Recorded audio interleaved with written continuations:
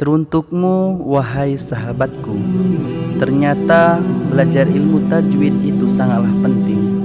Karena dengan belajar tajwidlah kita mampu membaca Al-Quran dengan baik dan benar.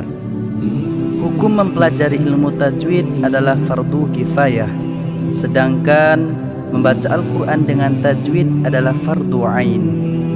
Ingatlah wahai sahabatku, jangan pernah malu untuk belajar ilmu tajwid lantaran karena perkara usia. Perkara usia itu bukanlah tolak ukur utama, namun niat dan tekad untuk belajarlah yang menjadi kuncinya. Jangan biarkan ada celah dalam pikiran bahwa belajar ilmu tajwid merupakan hal yang teramat sulit, dan jangan biarkan kata sulit mengelabuhimu sehingga membuatmu enggan untuk mencobanya. Wahai sahabatku, jangan pernah malu untuk belajar, karena dari belajar kita mampu memperbaiki kesalahan. Teruslah bersemangat dalam setiap prosesnya. Tiada kata terlambat untuk belajar mulia dengan Al-Quran, karena pada dasarnya indahnya suatu tilawah terdapat pada tajwid yang hasanah. Teruntukmu, wahai sahabatku, teruslah dalam bertilawah, karena dengannya hidup ini terasa indah. Jangan biarkan rasa lelah membuatmu. Ingatlah, ada pahala besar di sisinya untukmu, karena setiap huruf yang dilantunkan penuh dengan kebaikan.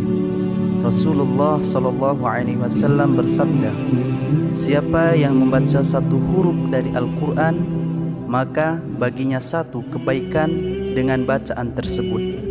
Satu kebaikan menjadi 10 kali kebaikan. Saya tidak mengatakan bahwa alif lam mim itu satu huruf, melainkan alif satu huruf, lam satu huruf, dan mim satu huruf.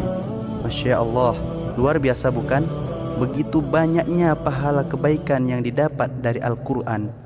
Wahai sahabatku, walaupun mungkin hingga saat ini engkau masih terbata-bata dalam membaca, janganlah putus asa, karena engkau akan mendapatkan 2 pahala, yaitu pahala membaca Al-Quran dan pahala bersabar dalam belajar. Wahai sahabatku, ketahuilah, dengan kita memperbanyak membaca Al-Quran, hati dan pikiran akan penuh dengan ketenangan. Maka dari itu, syukurilah jika hingga saat ini dirimu sudah terbiasa bersahabat dengan Al-Quran, karena berinteraksi dengan Al-Quran, hidup akan dipenuhi pintu-pintu kebaikan, dan yang pastinya akan menjadi syafaat pada hari kiamat. Dari Abi Umamah radhiyallahu an, ia berkata, aku mendengar Rasulullah SAW bersabda, bacalah olehmu Al-Quran, sesungguhnya ia akan menjadi pemberi syafaat pada hari kiamat bagi para pembacanya. Hadis riwayat. Teruslah bersemangat dalam bertilawah. Jadikanlah tiada hari indah tanpa tilawah, dan tiada tilawah indah tanpa diiring istiqomah. Teruntukmu yang saat ini sedang berjuang dalam menghafal Al-Quran, dan juga untukmu yang berjuang istiqomah dalam menjaga hafalan, teruslah bersemangat bersama Al-Quran, karena dengan Al-Quran hidupmu akan dipenuhi kemuliaan. Jangan merasa terbebani dengan gaya menghafalmu yang lama, karena menghafal Al-Quran bukan soal siapa cepat dan lambat, namun soal istiqomah dan bertahan dengan Al-Quran yang menjadi sebuah acuan. Teruslah bersabar dalam menghafal, karena yang engkau hafalkan adalah Al-Quran, yang setiap hurufnya mengandung kebaikan dan limpahan pahala yang besar.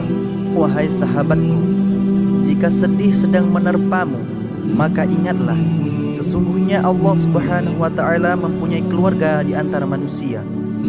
Para sahabat bertanya, siapakah mereka ya Rasulullah?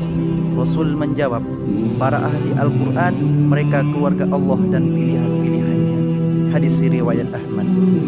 Dengan begitu, engkau tak usahlah bersedih terhadap masalah yang menerpang.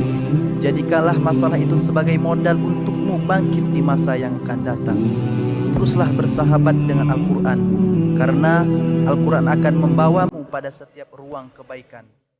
Bersama Al-Quran, yuk terus bersemangat hingga akhir hayat.